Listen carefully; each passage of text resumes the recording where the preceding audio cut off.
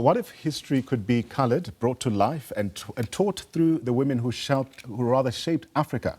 For young women, visual learners, and anyone who loves to colour while they learn, brave, bright, and brilliant women offers a powerful new way to discover African history.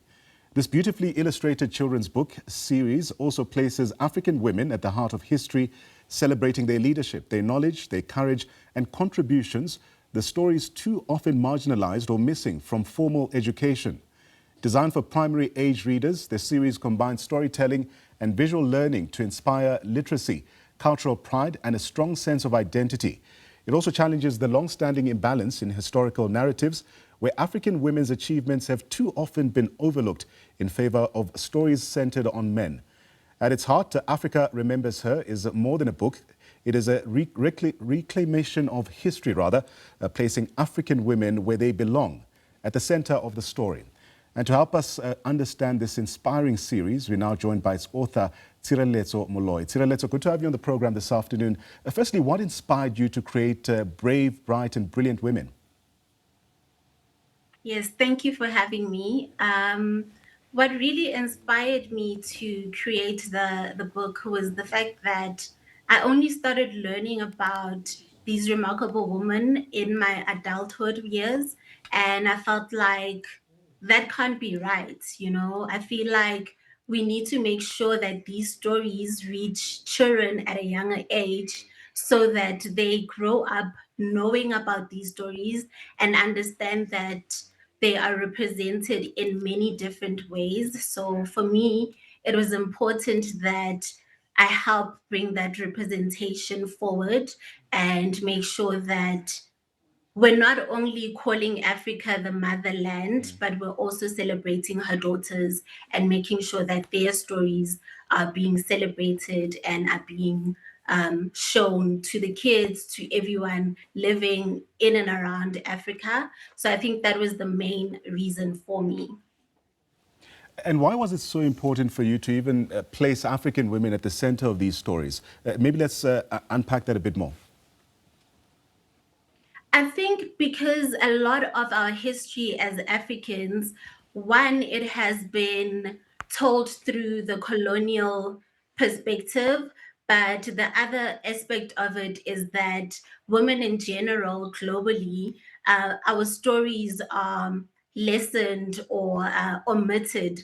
And I felt like it was important that I speak about African women in particular because I am an African woman living in Africa, and I felt like I never had the opportunity to get inspired by African women, and that was a problem for me. And let's speak about that a bit more. What gap in children's education did you feel at the time that this series needed to address?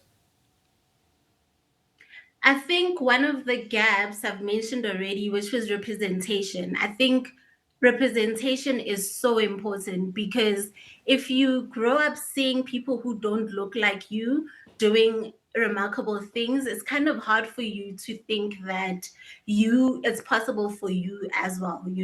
So I think for me, it was that gap in terms of representation. We needed to bring those stories forward, especially for little girls, but I also wanted to be for little boys. Little boys need to grow up knowing that women hold power, women are able to do remarkable things, and they have done that. And the reason we are here as a continent in different countries, the reason that we have certain freedoms is also because of the women that came before us.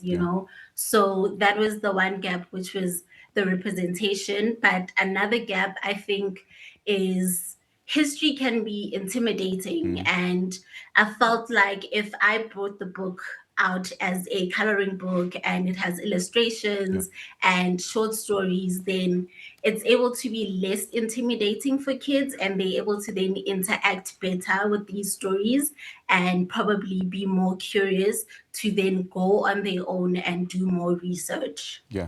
So we do understand that you've decided to have African women feature and stories, African stories featuring in this series. But were there any women whose stories particularly surprised you or moved you during your research as we wrap? I think a lot of them, but I can talk about maybe one of them, which is Rose Lokisem. She was a Chedan soldier. She was the first elite female Chedan army soldier.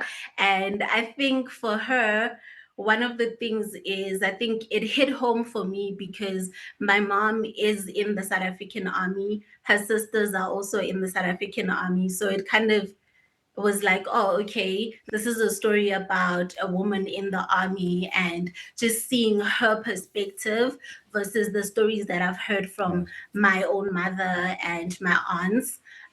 But more than that, I think her bravery, even after she was arrested, she kept on fighting. She kept on trying to record, some of the names and the stories that were happening around her until her untimely death. She was fighting, and she never Right. let anything stop her from making sure that she was able to help the people of her country.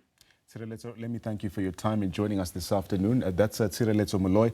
And of course, if you're interested in picking up a book, please make sure you get your hands on this book. Of course, it is Africa Remembers Her, which is available, we do understand, nationwide.